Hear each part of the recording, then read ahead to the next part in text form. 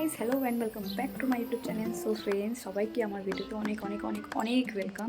অনেক দিন পরে আমি আপনাদের সঙ্গে ফেস টু ফেস এসেছি। সো ফ্রেন্ডস, আমার ভিডিও আপনাদের কেমন লেগেছে অবশ্যই জানাবেন। আর যেহেতু কালকে শিবরাত্রি, তো নিরামিষটা খাওয়া আজকে থেকে শুরু করে দিয়েছি। আর কী খেয়েছি সবই তো আপনাদের সঙ্গে শেয়ার করবোই।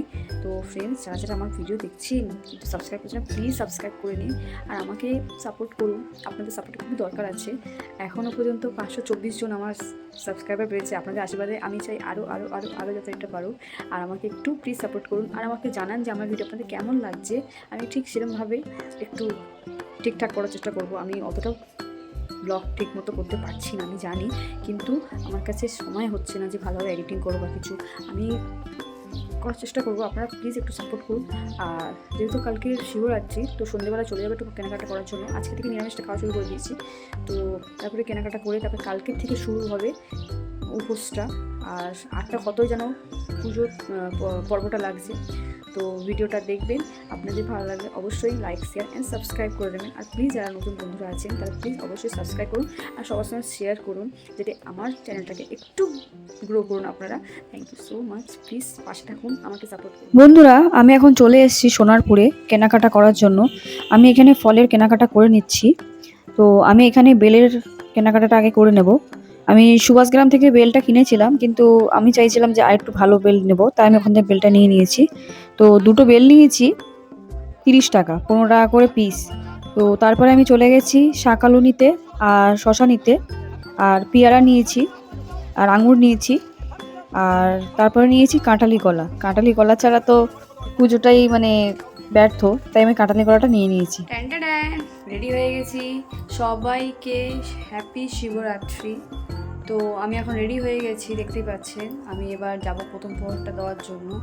তো পাশেই আছে, আমাদের পাড়ার পাশেই আছে, তো ওখানেই যাব। তো চলুন আমার সাথে থাকুন, দেখুন আমি কীভাবে পুজোটা দিচ্ছি আর সবাই সাপোর্ট করুন। বন্ধুরা, প্রথম প্রহরটা আমি ঘরের আমাদের শিবলিঙ্গের থেকে স্টার্ট করেছি। আমি ঘরের পুজো সেরে তারপরে ওয়েট করছিলাম হাজব্যান্ডের আসার জন্য। তো হাজব্যান্ড অফিস থেকে এসছেন, তারপরে ওখান থেকে আমাকে নিয়ে গেল চণ্ডীতলায়। আমাদের ওখানে শিব ঠাকুর আছে মন্দির, তো ওখানে আমাকে নিয়ে গেছে। দেখতেই পাচ্ছেন কত লাইন পড়েছে।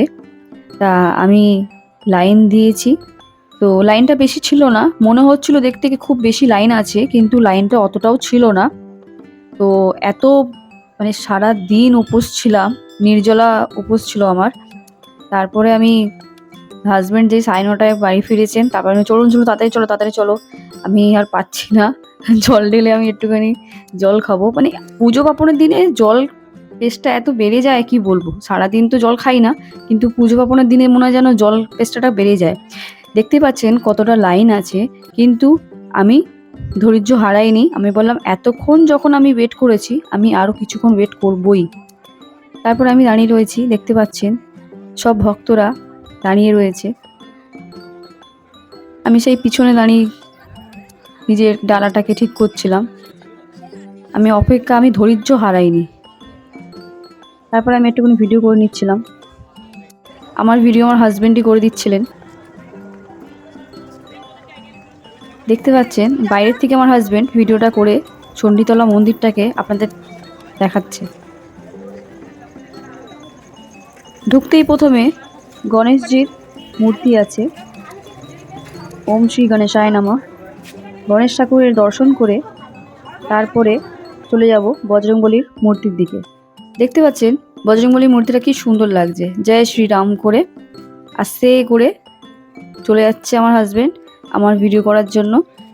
এইদিকে দেখতে পাচ্ছেন আমি দাঁড়িয়ে রয়েছি, আর সব ভক্তরা কিভাবে লাইন দিয়ে দাঁড়িয়ে রয়েছে। সবাই নির্জলা উপোস করেছে নিশ্চয়ই, আরও সব উপোস করে রয়েছে। আর এটা হচ্ছে আমাদের মা চণ্ডীর মন্দির। যেহেতু রাত হয়ে গেছিলো তাই মন্দিরটা বন্ধ ছিল, লাইটটা শুধু শিবরাত্রি বলে শিব ঠাকুরের মন্দিরটাই খোলা ছিল। লাইন দেখছেন, সবাই কেউ ধৈর্য হারায়নি, সবাই দাঁড়িয়ে রয়েছে। আমি তো একদমই হারাইনি, আমি আমি ওয়েট করেছি, আমি আরও ওয়েট করব। দেখতে পাচ্ছেন সব গল্প করতে করতে, আর আমি ওয়েট করছি যে লাইনটা কখন এগোবে। দাঁড়িয়েই রয়েছি, আশেপাশের দিকে একটুখানি দেখছি।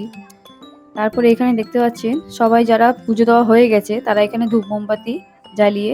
আর এখানে পাশে মা তুলসীর স্থান রয়েছে, এখানে সবাই পুজো দিয়ে নিজের পুজোটা সম্পন্ন করে।